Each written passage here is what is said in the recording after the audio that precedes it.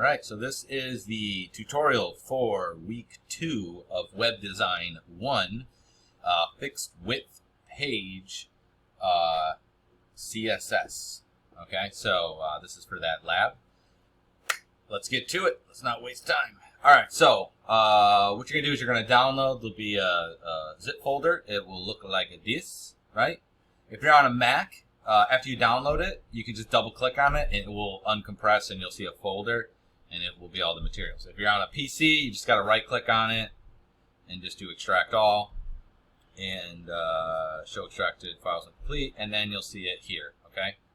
And basically it has the what we wrote in the last class, as well as just a picture that I can use to attach, okay? What I want you to do next is make a new folder. So we're just going to do new folder, and we're just going to call this my last name, week 02. Not my last name, your last name. So actually, let's change it from Cone. I think I had Cone last time. Let's call it your last name. Not literally your last name, but your, you know what I mean. Okay, your last name, week 02. Boom. And then I want you to take the materials in there, and they're going to go in here. So inside of this folder, you are going to need to make a subfolder, okay?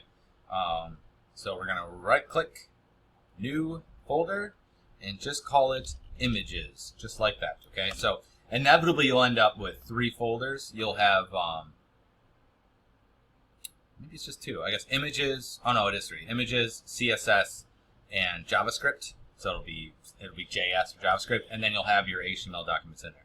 For now, we'll just have the images folder. So go ahead and take the portrait and drop that into the images. You can double click on it if you want, and then drop that in there. And then at the top of this one, drop that in there. Okay, so boom, and we don't need it. I'm just going to go ahead and get rid of that. Okay, so basically you have an images folder that has the picture, and then you'll have so that's what's inside of it, okay? And then you'll have the index. Now we need to open this up in Visual Studio Code. So let's just go ahead and open up Visual Studio Code. And it opened up over there. Boop. Okay. And we're just gonna, okay, I didn't know what's gonna happen there. Get out of here, I'm not welcomed. And let's get rid of that. Okay, so then you're just going to go ahead and open it. File, open file. And go to the desktop. Let's see. Well, so many folders. Find the thing that you just did. So it's your last name. So it's right here. Your last name. Select your last name. Select the index. And boom. We are good to go. Okay. So, at this point now, what we need to do is, I think it wants this to be lowercase. Let's see. Doc type. Oops, I spelled that wrong. Doc type. Does that make it happy? Alright, let's do lowercase. Used to say uppercase, but now it's showing lowercase. I'm not sure what the deal is with that. But anyway, so what we need to do basically is add CSS to this. That's basically going to be the goal. Yeah, so let's do that. All right. So we have this part here, and now we just need to add things to what we have here. Okay, so right off the bat, what you're going to notice, let me put this to the side here, and then let's also open this up as an HTML. Like as the actual website. That way we can see what we're working on as we are doing this. So we're going to kind of do a split screen. Cool, we're not even over there. Okay, split screen thing here.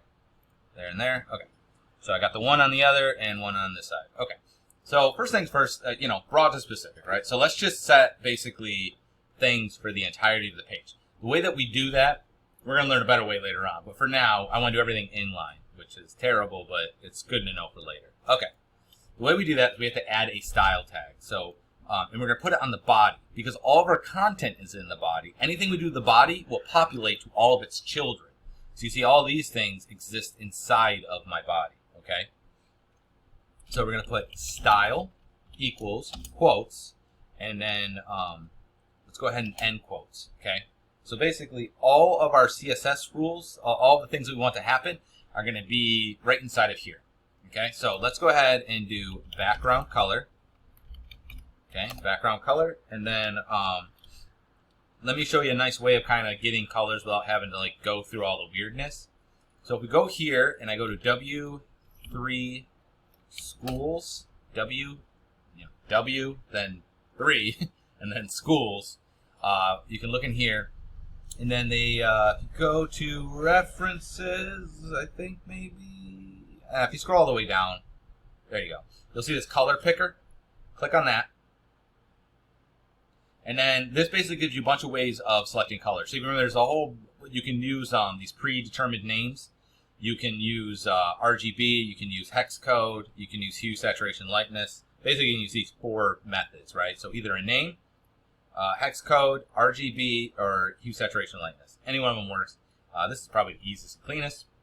So they have ways of selecting it here. This is compressed, so it's a little bit different, but I would just suggest doing this. Click on this guy here. And then you have the full spectrum of colors to, whatever you want to grab. So I'm going to do, I don't know, like a pale purplish color? Because why not? I don't know. Go with that. Okay, so find a color you like, hit OK, and then what it's going to do is it's going to give you those different, these are all the same color. It's just, and if you want to go lighter or darker, you can just click on these and then that will replace it. I'm just going to go ahead and grab this hex code, Control C, and then I'm going to do Control V, and then semicolon. Because I'm going to be putting multiple things in there. Okay, so there's the background color. Let's go ahead and make this a fixed width as well. So just to give you an idea of what that means, I'm just going to save this. Let's go to Cone's bio. I'm going to hit refresh. You'll see now it's purple. Woo! But you'll notice that right now the text wraps, right? Which basically means that when I go like this, you see how it compresses and it expands. Okay, so sometimes they call that liquid. But basically the idea is that the text will go like this. I'm going to make it so that my page is absolutely 960 pixels. It's not like the best size ever, but that way it would be semi-compatible with phones and semi-compatible with a screen, right? So a typical TV or computer monitor is somewhere around, it should be about 1920. It's 1080 by 1920. But 1920 on this would be terrible. So we're just going to go with 960. So I'm going to do width. And we're just going to go 960 px and semicolon. Okay. If you're only ever doing one, like if I'm just putting one thing, I don't have to put a semicolon, but it's just a good idea to get in the manner of that. So I'm going to hit Control S. I'm going to go over here and hit Control R or F5, whatever works best for you. And you're going to see now it only goes to here. That's 960 pixels. Okay. Now, depending on the resolution of your screen and what have you, yours might be wider or thinner. You know what I mean? Some of these computer monitors have like ridiculous resolutions. Some have less so. Okay. Another thing I don't like over here that I notice what I'm working on, I'm just going to go ahead and go to View. I don't know why it doesn't keep this on. Toggle Word Wrap. That way it's all in one thing here. It's a little easier to work with. Actually, I think it might be actually easier not to do that because I'm just going to be adding them to the things until I get to like these guys here, my little spans that I put stuff, or the strongs that I put stuff on. I'm not really going to worry too much about that. Okay, so good. Next one I'm going to do is, let me see. Next one I'm going to do is go ahead and set my margins and padding. So if you look right now, see how there's a space between this and this? Between the wall here and this element to this element? All the elements, there's a space between the text and things around it, okay? By default, I don't know what it is. It's whatever the browser imposes upon it. I want to make it so that I know exactly what it is because it might look this way in this browser and another way in another browser. So I'm just going to go ahead and I like to just set it to 0 and then put it manually on the elements that I want it to be on. So I'm just going to go margin. And when I do just margin, it means around all sides. And I'm just going to set that 0 px. Okay? And I'm also going to do padding. If you remember, padding is the space between the inside of, between the actual element and the outside border of the element. So the margin is from the outside of the element to the next outside of the other element. So I'm going to set that one also to 0. Padding, and we'll go 0px. And I'm going to go ahead and save that, and then I am going to actually put on word wrap because actually I can't see my stuff because it's going off the page. And then I'll just hit refresh, and you can see how this sucked up next to this now? So basically we got rid of the space in between the elements, okay? So now it's right up. I know that doesn't look good, but it'll be easier because when I try to spread things out, it'll be easier to work with than the way it is now. Okay, so we set up the background color, the width, the margin. Another thing would be the fonts, right?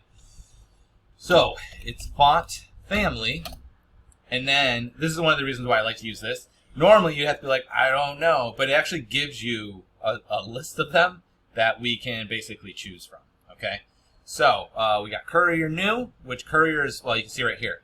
I mean, we talked about this earlier, but it goes from specific to broad, okay? So the ones that are on the left are going to be the ones that are the more, they're a more specific, special, whatever font, but that also means it's more it's less likely that the user is able to read what that they have that font, right? So if they don't have that font, then basically what ends up happening is they would just have the default font, right, of whatever the browser is putting on there.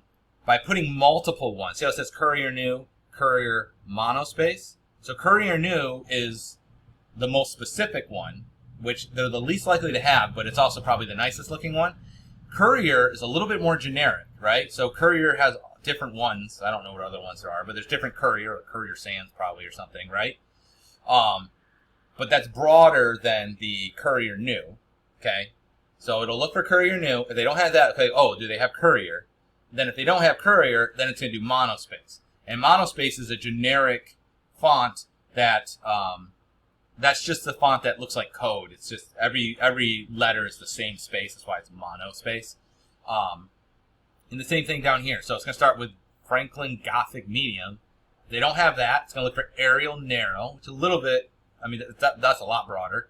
And then it'll say Arial, and then it'll just say Sans Serif, okay? So basically it goes from the one that you want down to the thing. So that's kind of why it's laid out like this. I'm going to go ahead and just do this Franklin Gothic, because why not? Put my semicolon on the end.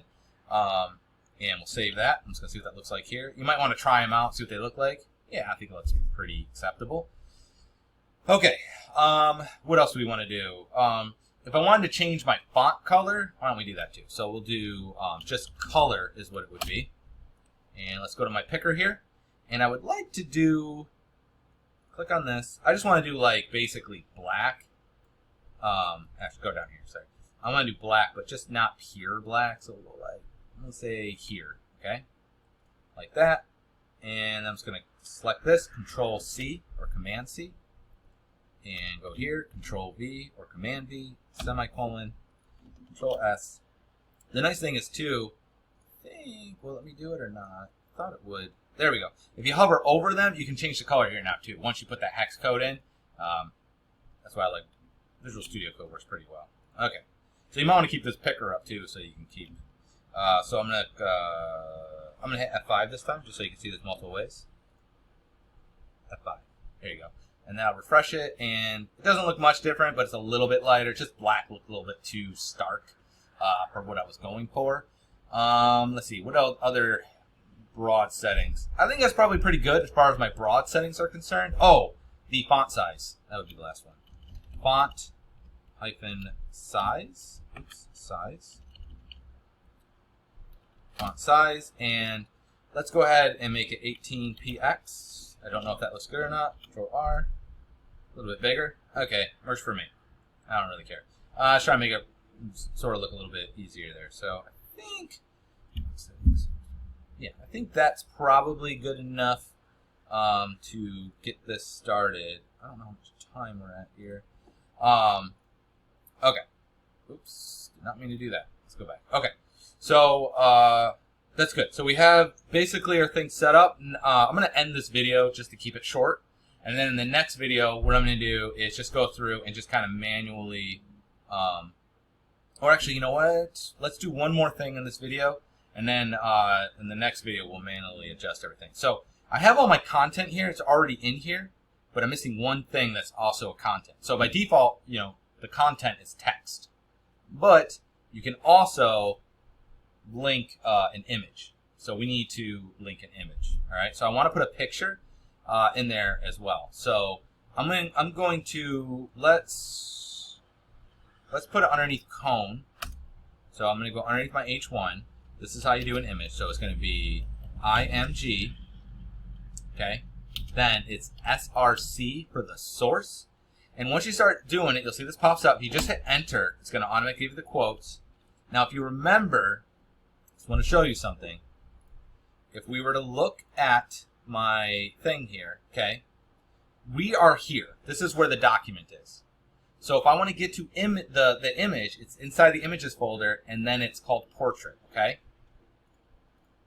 So first we have to do we have to write the file folder extension. So it's going to be images, right? / and then the name of the picture. And it was portrait.jpg. So you can do this a couple of ways. Just type it in there, which are unlikely to get it right. Or you can click on it and you want the whole thing, including the extension, meaning the .jpg. And it has to be exactly the same way. You'll notice that if you get a different JPEG, it might say .jpeg. The reason why it's Joint Photographers Expert Group. Sometimes it's capital, sometimes it's not, sometimes it's doing a hula hoop dance. I don't know, but I don't know why. They're all JPEGs. I think what happened is that people just got lazy and started writing .jpg instead. Because I believe, if you look back in the day, I think they were all JPEG. At some point, they didn't become experts anymore. Okay, so what you want to do is click on that. Like you're going to take the whole thing, Control-C, Control-V. I suggest doing it that way just to make sure it's exactly the same, because if it's not, you'll be like, the image isn't showing up. And you'll be like, it's broken. And it's not broken. You're just lame. You got to make sure that it's set up. Okay? And then just the / and close it. This tag is this is an open element. Meaning it only has the opening tag and no closing, because it's not wrapping around anything. It's not wrapping around content. It is the content. Okay? So, boom. There we go. I'm going to save that. Control-S. Let's close out of this. And I'll hit Control-R. And then, woo, it's gigantic. Okay. I'm going to end the video here. And then the next one, we'll start formatting things and making it look better and making it do things. All right? So, bueno.